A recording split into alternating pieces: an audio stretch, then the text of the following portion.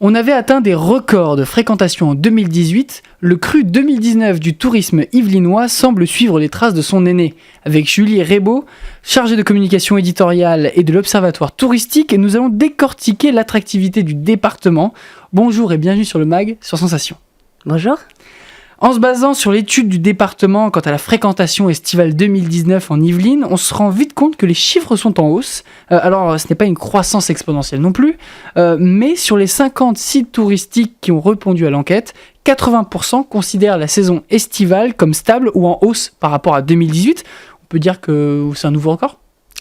Alors record, je ne sais pas, parce qu'il faudra analyser sur une plus longue durée, mais par rapport à 2018, à l'été 2018 en tout cas, le ressenti est plus positif et le nombre de répondants qui ont constaté une hausse est plus important, oui. Donc le public était de nouveau au rendez-vous cette année et un nouveau public également. Alors, ce qui a beaucoup joué, ce sont les expositions et les réouvertures ou ouvertures qui ont presque à l'unanimité intéressé beaucoup de monde.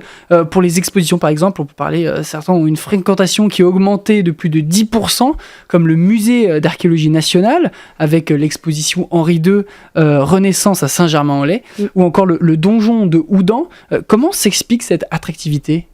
Alors justement par la présence d'expositions ou une programmation particulière qui permet aussi de se renouveler et de faire venir en plus des nouveaux visiteurs, les visiteurs fidèles, mais qui peuvent découvrir le site d'une autre manière ou sous un autre angle.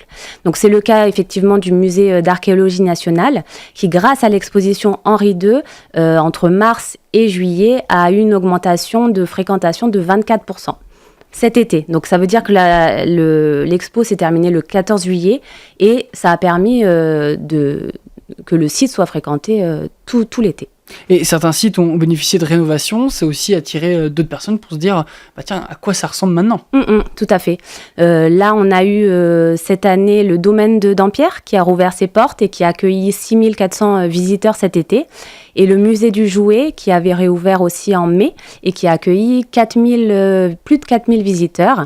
Donc de très bons résultats pour l'été, et parce que ces deux sites avaient de grandes attentes, notamment le site de Dampierre qui est ouvert pour l'instant uniquement à l'extérieur et donc qui comptait un petit peu sur l'été pour accroître sa fréquentation. C'était des chiffres attendus, autant de personnes qui viennent voir les réouvertures Alors pour le domaine de Dampierre, c'était comme je vous disais des chiffres espérés. Ils n'avaient pas ils savaient pas exactement parce que effectivement c'est la première année de réouverture, donc ils n'avaient pas sur quoi se baser.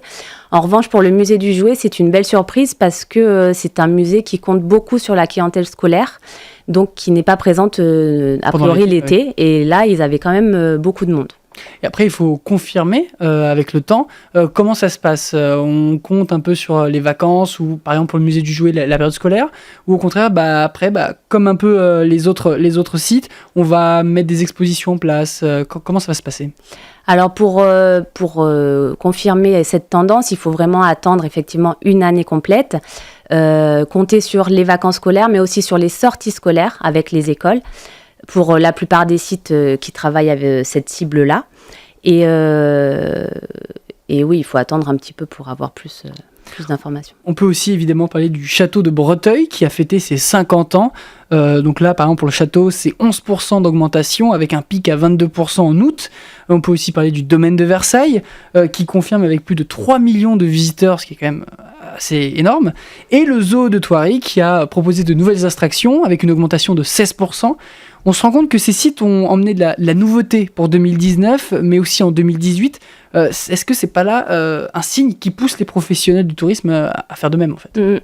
Oui, tout à fait. Et de plus en plus de sites essayent de se renouveler, de rénover leurs espaces, de revoir leur scénographie. Je pense au musée Fournaise qui a rouvert ses portes en septembre dernier et qui propose un tout nouveau parcours spectacle avec en hologramme Auguste Renoir, le peintre qui vous fait la visite. Et ça, depuis septembre, ça cartonne parce que c'est vraiment une nouveauté, quelque chose d'innovant. Mais beaucoup de sites touristiques essayent de se renouveler pour attirer une nouvelle clientèle et fidéliser l'ancienne. Puis Auguste Renoir, s'il vous plaît. Oui. Moins flamboyant, par contre, ce sont les événements qui n'ont pas forcément fait mouche. Prenons l'exemple de l'étape du Tour de France à Rambouillet. Il a rassemblé elle a rassemblé 55 000 personnes, soit 2 fois la fréquentation de la fête de la musique, ce qui est bien, mais on se rend compte que même si les chiffres sont bons, cette hausse ne touche pas les environs. Seules les communes ayant eu l'opportunité d'accueillir un événement a bénéficié des bienfaits de cette attractivité. Comment ça se fait et comment pour 2020 on va pouvoir remédier à ça ? Alors, comment ça se fait pour le Tour de France, par exemple? C'était la dernière étape avant Paris. Donc, les personnes qui se sont déplacées pour assister à cette dernière étape ont, la plupart du temps, séjourné à Paris plutôt que dans les Yvelines. En plus, c'était une étape qui commençait à 18h, donc les gens ne venaient pas la veille forcément et ils venaient le jour même à Rambouillet. En revanche, ça a vraiment bien marché pour les commerçants, pour la ville. En tout cas, ça a vraiment été un événement très positif. Comment remédier? Nous, ce qu'on a prévu au sein du département, c'est vraiment d'informer tous les partenaires des événements qui vont avoir lieu l'année prochaine pour pouvoir, pour eux, anticiper et prévoir des animations annexes ou des choses qui correspondent à l'événement en question et pouvoir s'adapter et proposer des choses différentes aussi. Et on a à peu près le même constat, malheureusement, pour ce qui concerne l'hôtellerie. C'est un peu une sorte d'inquiétude. La saison est considérée comme mauvaise pour la plupart des professionnels. Pour quelles raisons ? Alors parce que la plupart des visiteurs qui viennent sur le département sont des locaux, des franciliens, donc qui ne séjournent pas dans les hôtels du département. Parce qu'également, c'est la première cible des hôteliers et la clientèle d'affaires, donc les entreprises qui viennent pour des séminaires, et séminaires qui sont beaucoup moins présents l'été, qui vont reprendre au mois d'octobre. C'est pour ça que les hôteliers, selon notre enquête, ont répondu qu'il y allait avoir une amélioration d'ici la fin de l'année. Après, il faut quand même nuancer parce que le taux d'occupation moyen des hôteliers cet été était de 68% contre 74% au niveau régional, donc ce qui n'est pas quand même si mal. Comment on fait dans les Yvelines pour attirer autant de franciliens que de clientèle nationale, voire peut-être internationale ? Alors parce qu'on propose beaucoup de sorties à proximité, que c'est une clientèle fidèle, de nouveau, qui recherche des idées de sorties proches de chez soi, qu'on a une offre assez variée pour que les visiteurs locaux n'aient pas à se déplacer beaucoup plus loin. Autre élément très important qui a beaucoup joué sur le tourisme cet été, c'est la météo. L'été 2019 a été très agréable et ce fut même une bonne surprise, il ne faut pas se mentir. Mais est-ce qu'elle a eu réellement un impact si fort ? Alors oui, pour 37% des répondants, la météo clémente de l'été a permis d'accroître la fréquentation des sites. Alors c'est surtout les sites en extérieur qui ont besoin de cette météo pour pouvoir travailler. Après, il faut savoir que la météo, elle est quand même... l'impact météo est à double tranchant parce que ça peut aussi être néfaste. Parce que, par exemple, en période de grande canicule, ça a eu un impact négatif. Parce que les gens restaient plutôt chez soi ou sortaient plus tard et n'allaient pas visiter des sites à ce moment-là. Enfin, dernier point de ce bilan, la saison hivernale. Une majorité des professionnels espèrent une tendance de fréquentation stable. Comment c'est possible ? Il y a quand même des différences entre la saison estivale et hivernale. Les franciliens n'ont pas forcément le temps en hiver d'aller dans les Yvelines visiter, contrairement en été.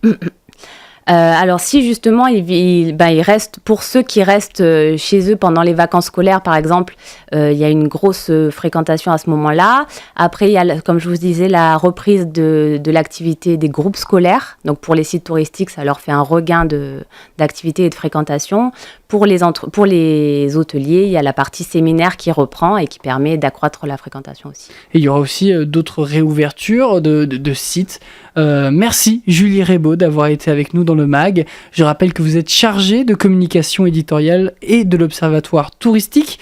Vous pourrez retrouver toutes les informations concernant le bilan touristique 2019 des Yvelines ainsi que le podcast de cette émission sur notre site et notre application Radio Sensation.